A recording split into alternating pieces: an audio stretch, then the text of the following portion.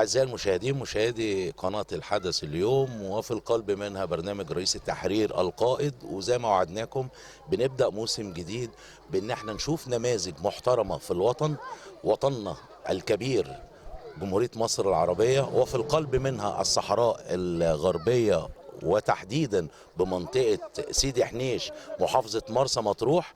النهاردة في ثورة، في سعادة، في انقلاب حب على شخص الشيخ عبد السلام جويدة الأزرق، والناس كلها جاية، العواقل والشيوخ تحمد له بالسلامة. نقول له حمد لله على السلامة. ومعانا الأستاذ عبد الرحمن الجنيشي الأزرق، وهو أحد أقارب الشيخ عبد السلام. وحمد لله على سلامة الشيخ سلوم. الله يسلمك. في البداية أشكرك على المشاركة أنت والجمع اللي معاك. الأولى ألف حمد لله على السلامة لخالنا سلومة جويدة الأزرق، أحد كبار عائلة الأزرق وعائلة بدر العاصي.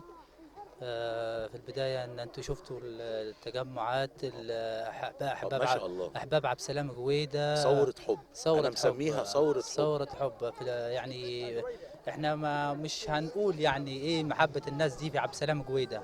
عبد السلام جويدة خالنا ده ممكن يعني بيفضي يعني مثلا مشاغله بيركنها على جنب، وبيفضي نفسه لمشاكل الناس، بيحل نزاعات دائما. يعني في البداية يعني في كل حاجة يعني بيفضي نفسه، بيحل نزاعات يعني نزاعات قبلية، نزاعات عائلية، نزاعات يعني صراحة يعني. حتى يوم ما كان عمل الحادث ده كان عنده وفد من العمد ومشايخ، حل بين قبيلتين، فحصل اللي حصل. فعشان خاطر كده الحمد لله ربنا رجعوا لنا بالسلامة. يعني ربنا يجعلها في ميزان حسناته. وحتى هو انا كنت معاه في بعد طلوعه من المستشفى كان بيقول لي انا هستمر تاني في الموضوع ده، ويعني الموضوع ده انا حبيته. يعني همه كله يعني النزاعات، حلول النزاعات يعني.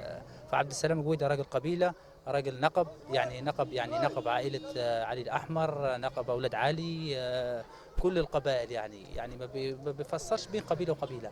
مثلا ما شاء الله جميع الصحراء مشاكله بيحل في جميع الصحراء.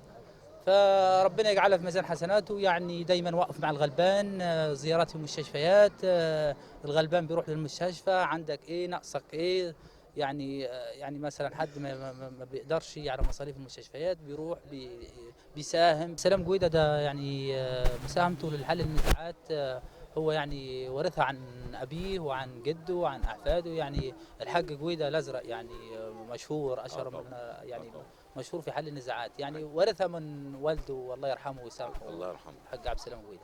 فهو اللي عشان كده ربنا أكرمه وطلع بالسلامة والف الف حمد لله على السلامه.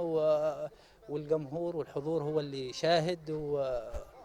وكل سنه وانتم طيبين، وربنا يتمم شفاء على خير. ومشكرين يعني مشكرين على السلامه. وشكرا يا استاذ عبد الرحمن. زي ما حضراتكم شايفين فعلا ثوره حب، ثوره جمال. قد ايه الناس والوفود عماله تيجي من كل حدب وصوب حقيقه عشان يقولوا للشيخ عبد السلام جويدة الأزرق حمد لله على السلامة.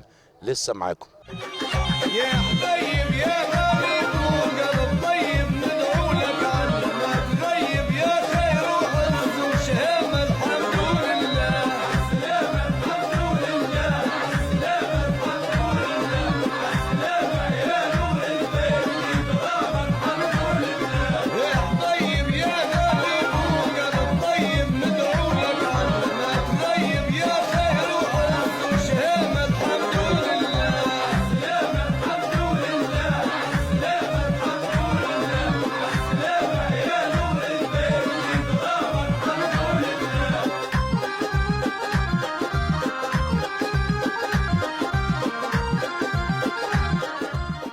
وأيضا معانا أحد أقارب الشيخ سلومة الأزرق، وجايين نقول له حمد لله على السلامة. طبعا الحاج سلومة حمد لله على السلامة يعتبر أحد كبارات الصحراء الغربية، رجل له باع كبير في حل النزاعات، رجل المعروف لا يعرف، يعني رجل يعتبر من قيادات القبائل العربية كلها. بالنسبة للحاج سلومة هو قيمة وقامة، يعني مهما نكلمنا مش هنعرف نديله أكتر من حقه. يعني العواقل والشيوخ والأجاويد كلهم جايين يهنوا بأنه الحمد لله قام بالسلامة، والحمد لله مستمر معانا الشيخ سلومة، وبنقول له حمد لله على السلامة. الحمد لله على السلامة. طبعا لا شك ان كل الناس عايزة تيجي للحاج سلومة تقول له حمد لله على السلامة. يا غريب وقلب طيب ندعو لك على ما تغيب يا خير وعز وشهامة الحمد لله. سلامة الحمد لله، سلامة الحمد لله، سلامة يا نور البيت يتغاب الحمد لله. يا طيب يا غريب وقلب طيب ندعو لك على ما تغيب يا خير وعز وشهامة الحمد لله.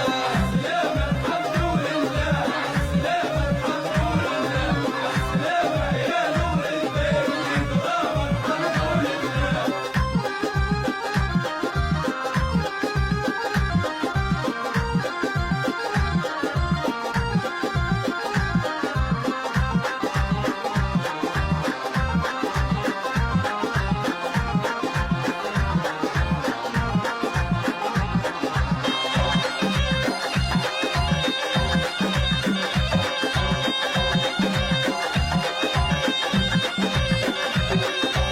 يا غالي جيت وعناس الغوالي يا بدر النور في العالي يا زينة عاد الملامة الحمد لله. سلامة الحمد لله،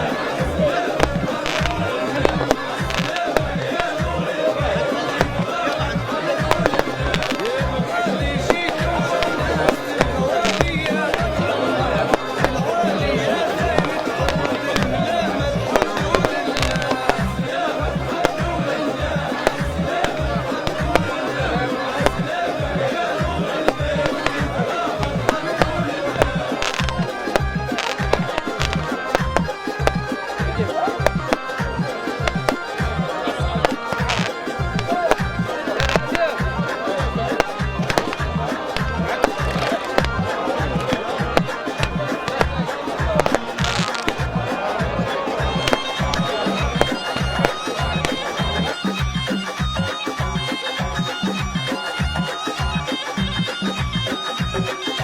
النية لاقاك أحبابك جملية بقدومك فرح الجاية يدعو لك دوم بالسلامة الحمد لله.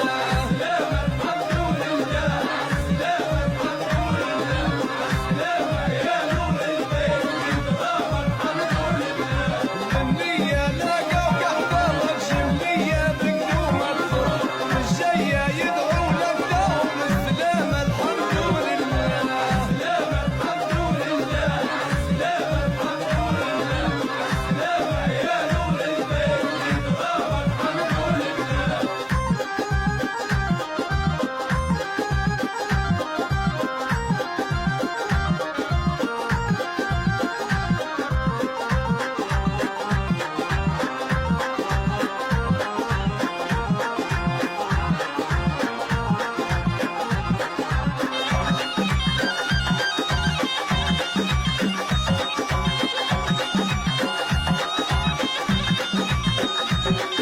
بالسلامة الحمد لله، بالسلامة الحمد لله، بالسلامة يا نور البيت في ظلام الحمد لله.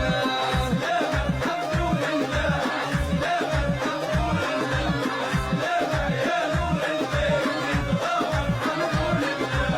سلامة الحمد لله، سلامة الحمد لله، سلامة يا نور البيت في ظلام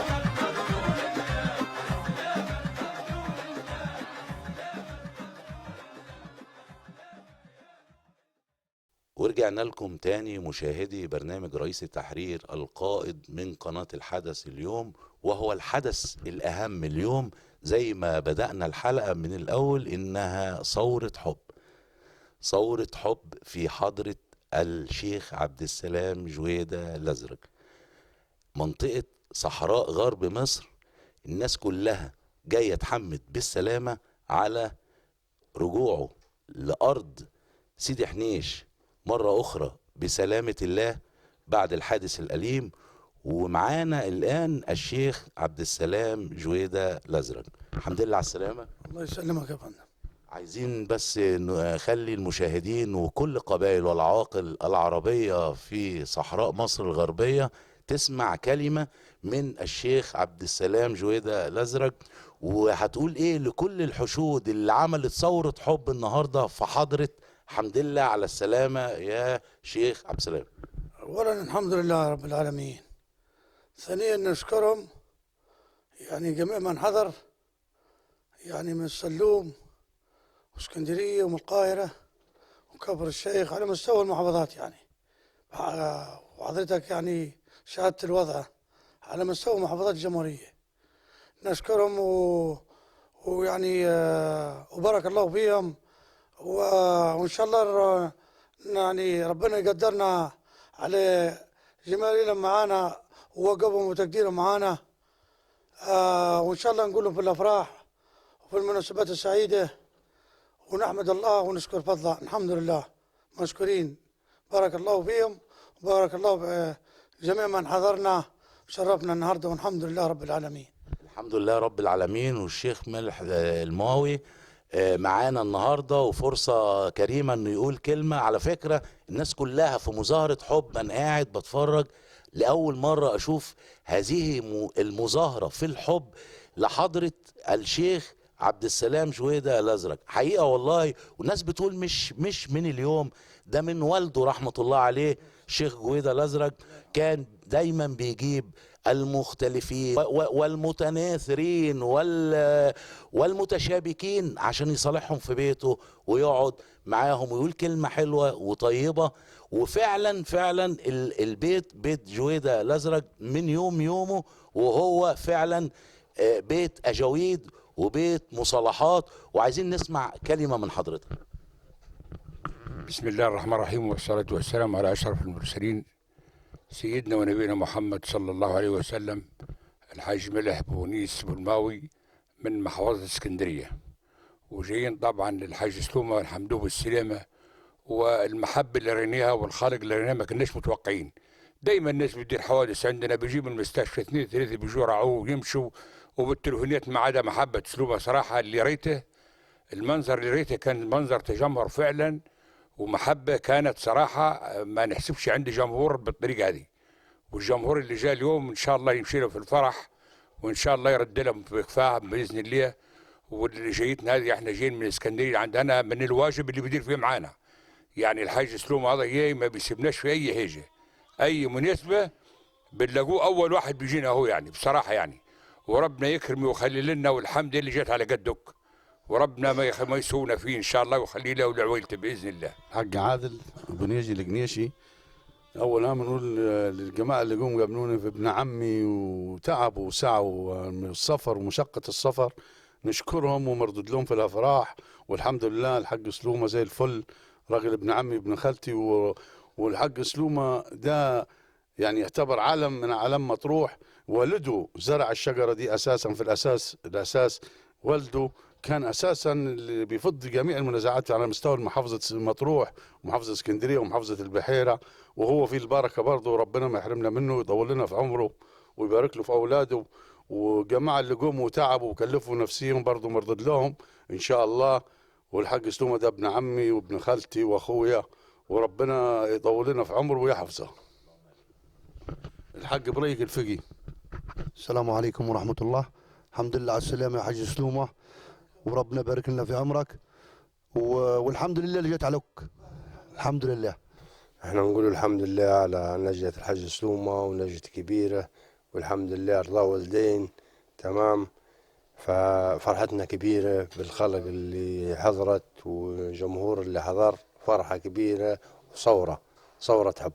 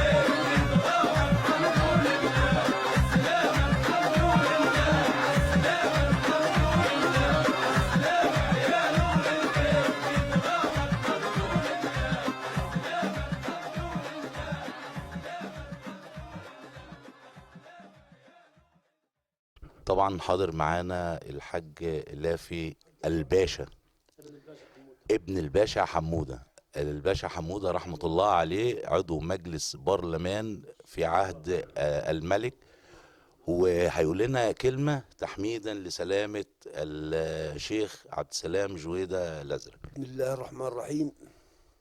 الحمد لله والشكر لله. اليوم قاعدين في محفل كبير على مستوى صحراء مطروح بسلامة حادثة تعرض لها سلومة جويدي الأزرق، والحمد لله ربنا كرمه ونجيه. وكان اليوم عيد كبير لسلامته من صعيد مصر حتى حدود مصر الغربية بل إقليم برقة.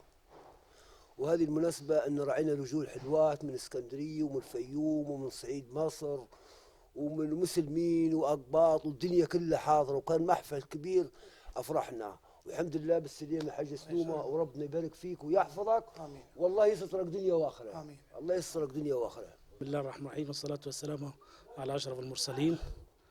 أول حاجة شرفتونا قناة الحدث وشرفتونا بسلامة الحاج سلومة جويدة الأزرق. من حظ برنامج رئيس تحرير القائد اليوم قناة الحدث اليوم في حدث مهم وسعيد. معانا العمدة عمران مبيوة شيخ وعمدة الجنيشات، هيقول كلمة النهاردة يحمد فيها على سلامة الشيخ عبد السلام جويدة الأزرق. النهارده بنقيم احتفال كبير بمناسبة عودة الحاج عبد السلام جويدة الأزرق من رحلة العلاج بالشفاء. ودي طبعا احنا يعني يمكن بالنسبة لنا هو رمز من رموز القبيلة. فأنا بقول للحاج عبد السلام بالنيابة عن القبيلة وبالنيابة عن كل الناس المحترمين والناس الشرفاء، بقول له الحمد لله على السلامة ونورت مطرحك وأهلك وبيتك وعودا حميدا. إن شاء الله كده ترجع زي الأول وأكتر، وإحنا محتاجينك فعلا، محتاجين عطاءاتك اللي أنت ماشي فيها، محتاجين زيك بيشيل معانا الحمل.